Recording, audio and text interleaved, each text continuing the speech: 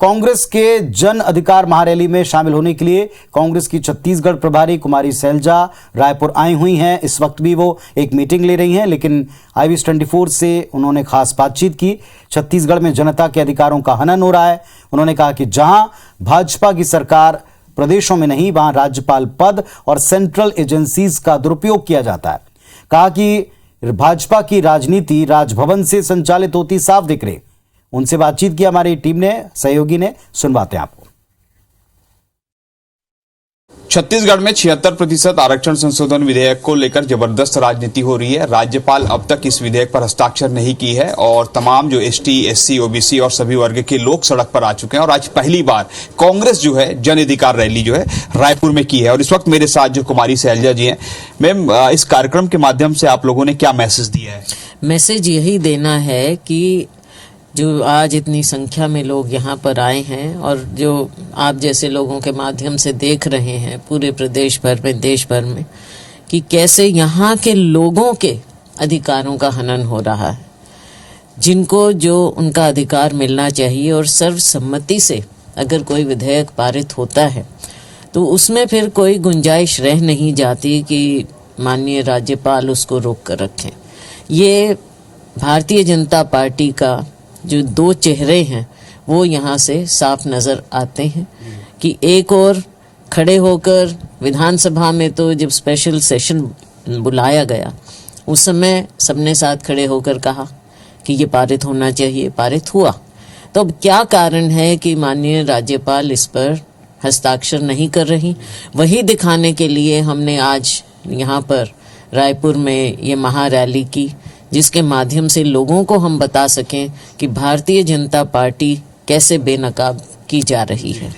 Ma'am, खासकर हम पिछले कुछ समय से देख रहे हैं गैर भाजपा शासित राज्यों में राज्यपाल और राज्य सरकार के बीच सीधा टकराव देखा जा रहा है।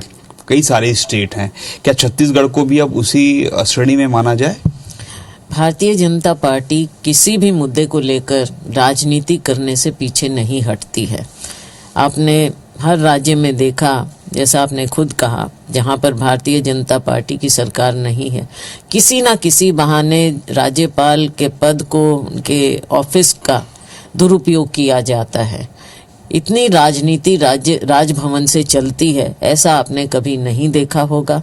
और आज के दिन बिल्कुल बिना किसी लाग लपेट के, बिना किसी पर्दे के ये हर राज्य में हो रहा है जहां इनकी सरकार नहीं है। इसका आप मिसाल या समझ लीजिए, यहाँ पर जो मुद्दा है हमारा छत्तीसगढ़ में आरक्षण का, उसकी जीती जागती मिसाल आपके सामने है कि लोगों के हित का कोई कार्य हो और उसको आप ऐसे रोकें, और कोई बहाना भी नहीं मिल रहा है इन्हें, कोई बहाना भी नहीं है। तो भारतीय जनता पार्टी को लोगों को बताना पड़ेगा कि वो ऐसे कैसे कर रहे हैं। यहाँ के लोगों को, छत्तीसगढ़ से मुझे लगता है भारतीय जनता पार्टी घबरा गई है।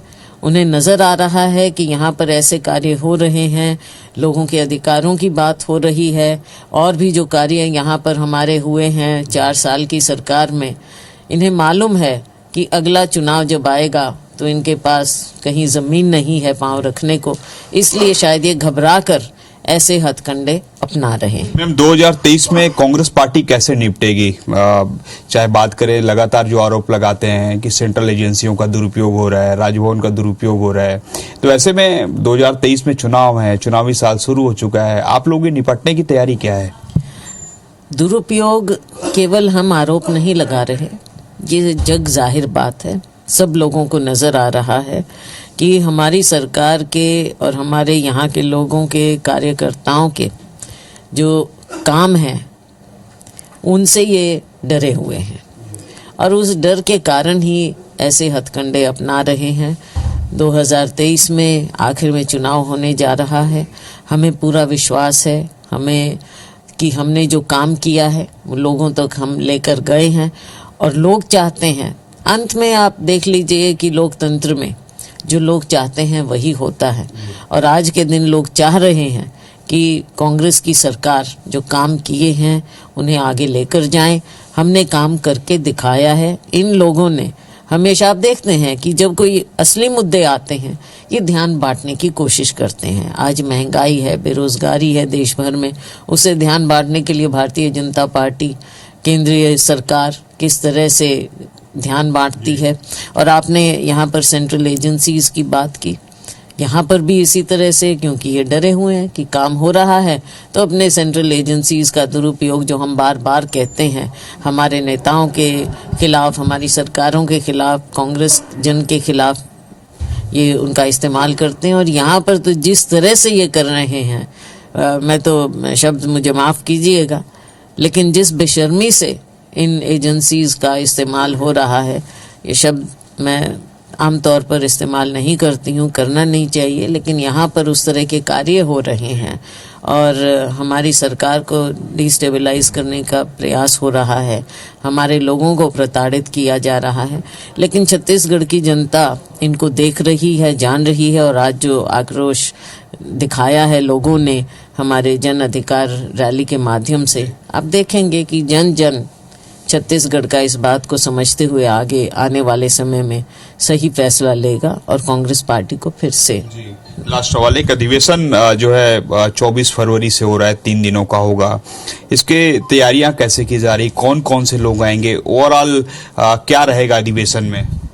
ये हमारा प्लीनरी सेशन है, महाधिवेशन है, जो जब पार्टी का चुनाव होता है तो शायद और पार्टियों में तो आपने देखा नहीं होगा ऐसा, जो दूसरी अपने आप को नेशनल पार्टी कहती हैं, लेकिन कांग्रेस का एक संविधान, उस संविधान के मुताबिक हमारा बड़े लोकतांत्रिक ढंग से चुनाव होते हैं, चुना जाता है। हमारे नए अध्यक्ष बने हैं खारगे जी, और अब हमारा प्लीनरी महाधिवेशन होगा। देश भर से 10,000 से ज़्यादा डेलीगेट आएंगे, देश के कोने कोने से, हर डिस्ट्रिक्ट से आएंगे, हर ब्लॉक से आएंगे डेलीगेट्स, तो वो यहाँ पर आएंगे। तो सौभाग्य है छत्तीसगढ़ का, उनके लिए पूरी तैयारी की जाएगी, सब लोग यहाँ पर आकर ठहरेंगे और छत्तीसगढ़ की माटी का वो भी यहाँ के रंग देखेंगे और खुश होंगे।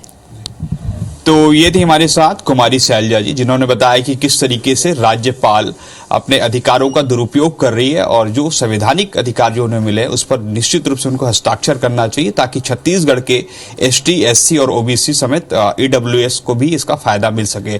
अब देखना होगा कांग्रेस की इस रैली के बाद जो है राज्यपाल हस्ताक्षर कर रही कि नहीं कर रही है। कैमरामैन योगेंद्र मिश्रा के साथ सौरभ सिंह परिहार, IBC 24 रायपुर।